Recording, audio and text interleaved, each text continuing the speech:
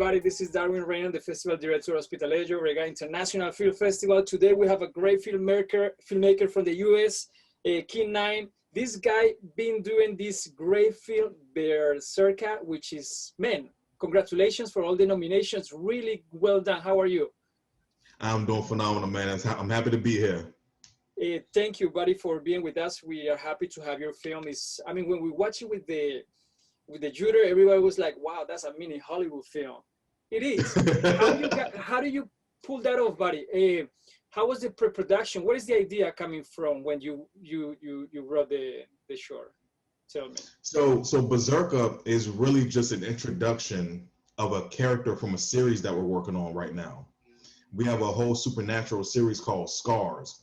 So what we're doing is we are slowly introducing each of the characters to the audience. So we're doing these little shorts that gives them a little background on each character. So Berserka was the very first character we want to introduce the world to. Wow. So you have this. So you have like a let's say feature film, and then you're getting characters of that one, and then you introduce it, right? So how do you prepare a Berserka? You did do you do a script for that? How was that pre-production? Because the film is, I mean, those 3 minutes, I think is your film. They're really well done. So I guess you did a proper pre-production, right? Yeah. So pretty much I wrote Berserka. Like once I created the character, because I created the character based around the actress, Celine Alva. Because she's an amazing actress. Yeah. So I wanted to create a character that would challenge her. So when I was thinking about the cinematic universe that we're creating and having this really crazy teen demon-like character that's stronger than everyone else in the universe, I thought about her. So I wrote the script, and then I wrote the shot list. We did all the location scouting and everything, and then I brought in Colton Visuals. Then I brought in Wally Aim and obviously Royal Studios. We came through and we did we also brought in an actual police officer to come on set to help the officers who were acting to make the right steps, the right movements. So if you see the behind the scenes, you'll see like step by step how we set up everything. We had like a blood splatter technician there. We had a prop specialist there, and we were just kind of going through everything piece by piece very slowly, and we just kind of went by the shot list and make sure that everything came out perfectly. Man. So yeah, a lot of pre-planning, man. You did it great, Kingnyne, definitely. So how long was the production time? 2 days, 3 days? It was 1 day. Oh, it was 1 day only. Wow. 1 day. We got there at about 6 o'clock in the morning.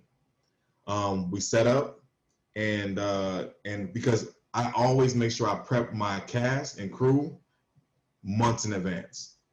So as it gets closer and closer and closer, we have more meetings and more meetings, and I make sure that the actors are on point. I make sure that everyone knows what they're going to be doing, and so that by the time we get on set, we just go. Wow. And the crazy thing is that Celine, the main character who plays Berserka, she was doing her SATs that day. Wow. So we saved all her stuff for the very end, and she is such an incredible actress that we shot everything else. And she came in and did all her shots in 1 take. Really? Oh my goodness. 1 take. She's good, definitely. Yes. Yeah. I have the pleasure to talk to her in another movie that she's also in the festival, and she's really talented. How do you know her? How do you? She's pretty good for that role, definitely. How do you guys know each other? How was the casting anyway? Because everybody in your film are good, man. The police officer, I really believe those guys, both of them. So how do you do the casting? Well, Celine is always #1 on my casting list. And I met her years ago at a film festival when I got my first award for some music videos that we did back in the day.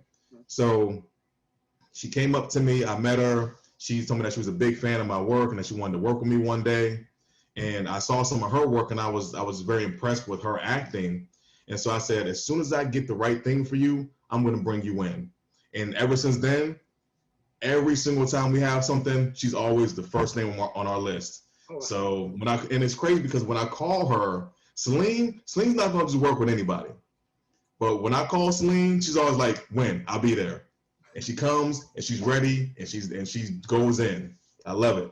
I mean, no wonder, man. Your film, Kingnyne, is beautiful. That's absolutely, I can tell you that, definitely. Who did the cinematography for you? Because everything is well prepared, definitely. Who did for you the cinematography? Colton Visuals, Andrew Colton. So he was the director of photography. Me and him, we met a couple of months in advance. He's worked on most of my projects. So most of the things that you see from me, he did the filming for. And then, so we'll sit down and we'll just kind of have an idea list where we just kind of throw things back and forth with each other. And then we create the shot list together. And we just kind of walk each other through what the plan is, because as I'm directing, you know, he wants to make sure that he's shooting according to what my vision is. So we plan all that way ahead of time. So when we're shooting, like we set up the lighting and everything, and then we just kind of go off of what our shot list says. So he's an amazing cinematographer. Right. Kingnyne, tell me, what do you think was most challenging for you during that day of production? What do you think was the most difficult thing to pull off during the production? What do you think that you remember? I think the most difficult thing was trying to maintain the lighting outside. Gotcha. Because we use natural lighting and a storm was coming in. So we just so happened to finish right before that storm hit. Wow. So like timing was perfect. So like it looks really sunny outside, but it was not. The storm was coming in and we're just like, oh my God, we gotta hurry up and get all these shots out. And then even though we did move into the house, lighting can still be effective because we allowed a lot of natural light to illuminate the room through the windows. So when there's an overcast, it can affect that. So we were just kind of working on that time schedule. So that's why I'm so happy that we saved Celine for the end, because even Andrew was like, dude, we're running out of sunlight and you know, we need Celine to get here and do her parts. And I said, listen, don't worry. Celine is one take Jake. Don't worry about it. And sure enough, Celine came in, got in the makeup, got it done, no problem. Yeah, she's sick, man. I get scary about when I watch her, you know, definitely. But tell me, how do you work with actors? What do you like from actors besides two things, right? The appearance that you're looking for and that they are prepared for the role. But those two things, every actor needs to have it. What do you like besides that for an actor more?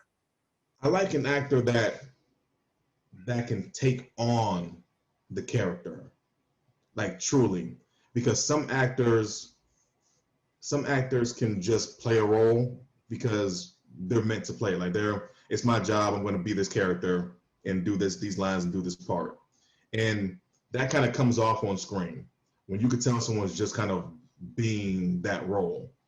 But there's a difference between being that role and embodying that character, to where if you know that person, you don't even recognize that person because they're so deep into that character.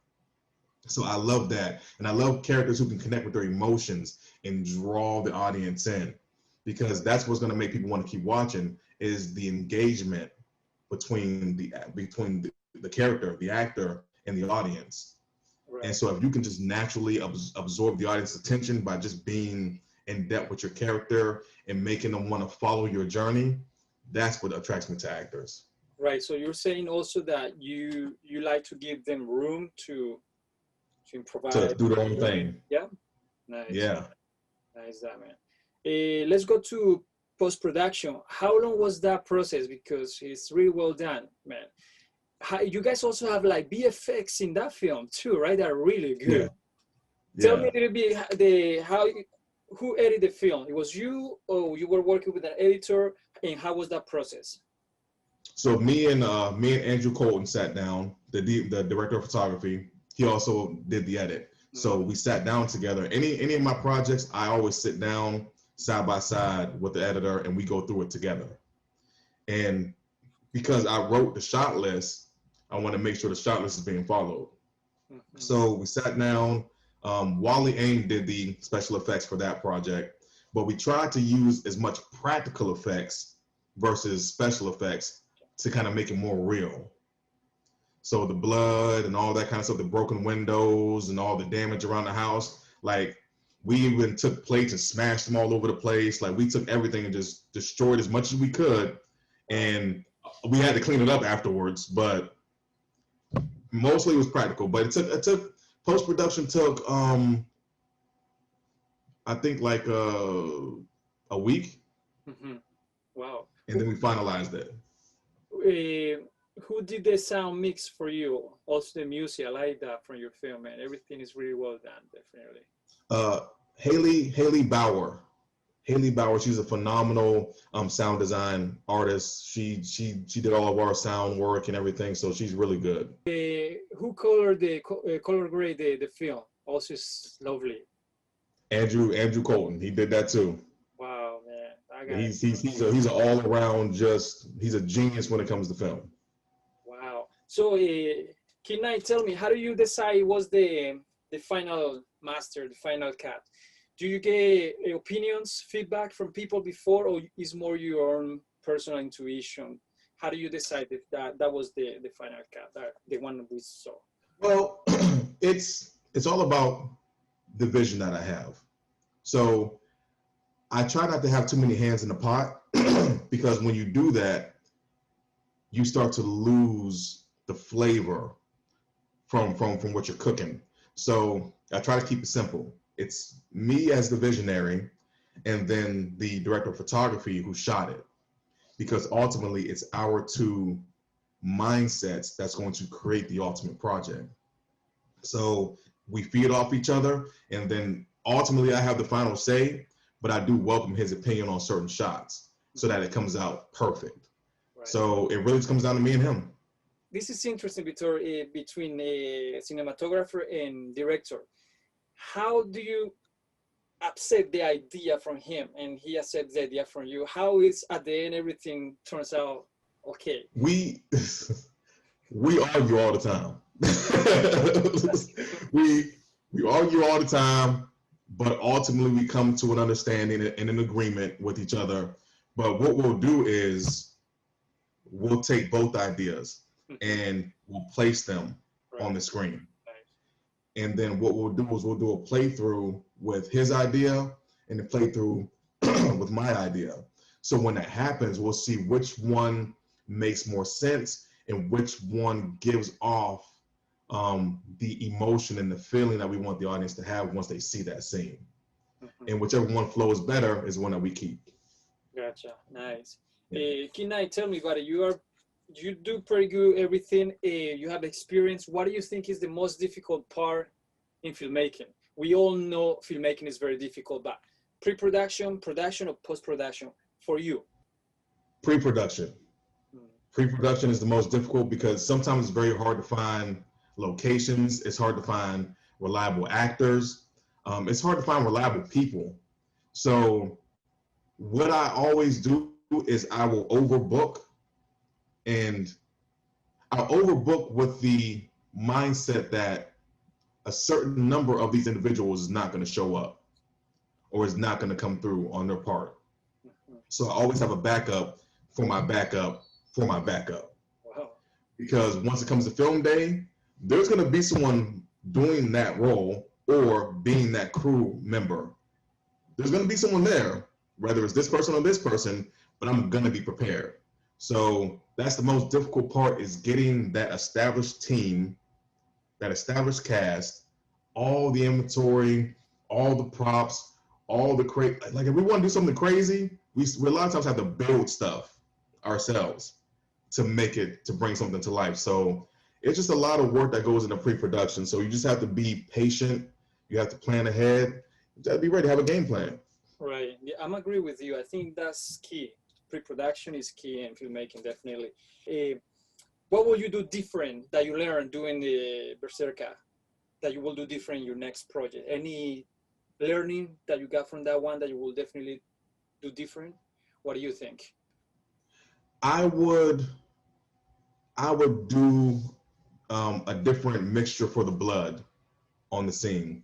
I felt like the blood could have been a little more realistic looking, but that takes trial and error, because you have to blend certain things to make it look like real dark blood that drips the right way. So I would definitely work on doing some more of the practical gore a little better and a little heavier. And And then the other thing I would do maybe is, I don't know. I think Berserka. I think the only thing will be the gore, the blood. I want the blood to look a little bit more realistic, and I think everything else went pretty good. Like, you just wait, because we got some new stuff and some new gear. Well, I had to see what you bring in next, man, because it's really good stuff. You definitely need to do a feature film about what you're telling me, because it's good. I'm gonna start sending you some of my secret stuff just for you. Kingnyne, tell me, what are you expecting after people watch your film, Berserka?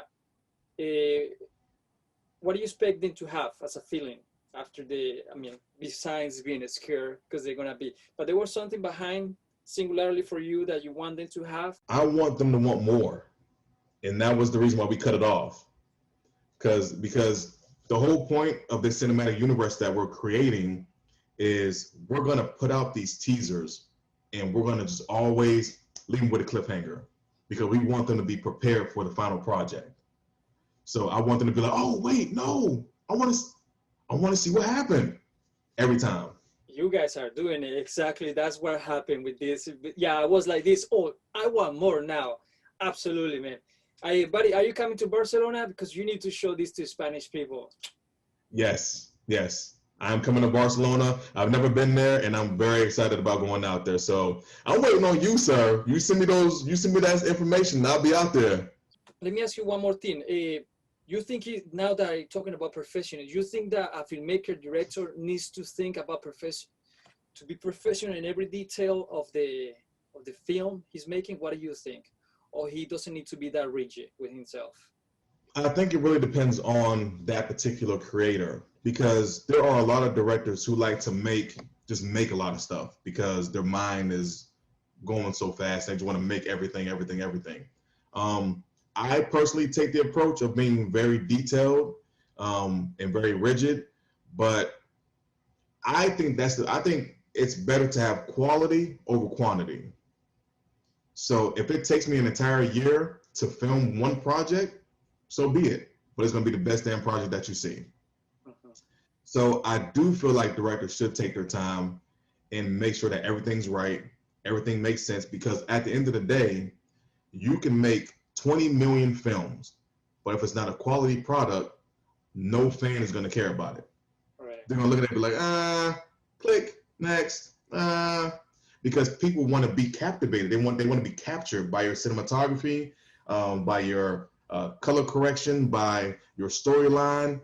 Those are things that you have to make sure that you pick key colors that keeps audience's attention. Right. That's why we have so much deep red in this film. What do you think? You think a director should edit his film, or he should have an editor to do that for him? I think you should have both, always, because two heads are better than one. Because sometimes a director can overthink something and then make a mistake in the ultimate final product. Right. And he may think, oh, this looks great because of ego or because of just being exhausted. But when you have that second mind, that second ear, and that second set of eyes, they can kind of guide your mind into a direction that you didn't even think of. You know, maybe we should use this shot at this angle because it complements this shot that we did, back on this particular part of the film. Or maybe this won't make sense because the audience just saw this and they're not going to understand this. Sometimes a director doesn't really know how to structure the film. They just know how to perceive it. So it's good to have two heads and two eyes. I will always have two set eyes. Nice. My last question, Kingnyne, now that this is one question I'm going to start asking from now on, actually. Do you think people, filmmakers can save their film in post-production? Do you know this? Everybody say, oh, I save in post-production. What do you think about that? I think it's a risk. I think that if you don't get it right on set, you can't save something that's not correct the first time. Right. And I've made that mistake myself. I did a project and I had another person on it, and things weren't really shot correctly. And we're like, oh, and they kept saying that. People on set, oh, we could just save it in post-production. And when it got to post-production, we couldn't save any of it. So it's like we just wasted all that time filming and not capturing what we needed to because everyone was being a little lazy. Right. Never again. Never. That mindset is a bad mindset to have because you're not going to have the best product. Do it right the first time. Period. Take the time to do it right. If you can't do it that day, come back and do reshoots. But don't ever wait till post-production thinking that you're going to be able to say something, because once it's filmed, it's filmed. It's not a photo. You can't do Photoshop. Film is film. You can't just cover up film, raw film. It's not possible. So, no, do it right. Right. Kingnyne, man, thanks a lot. Thanks for your input in filmmaking. I'm really looking forward to meet you in Barcelona, man. And please let us know when you make something new again. We're hungry. Everybody in the festival is hungry. All right, for your project. January 1st, 2021, I'm dropping a new teaser for you guys. Wow, nice, man. And please do another of the behind the scenes. Lovely that. I love it. I love it what you did there, man. Great stuff. Thank you. Thank you. I appreciate it, man. Kingnyne, thanks a lot. Buddy, I see you around and looking forward to meet you in Barcelona, all right? All right, thank you, man. I appreciate it. I'm ready. All right, buddy. Thanks. Have a good one.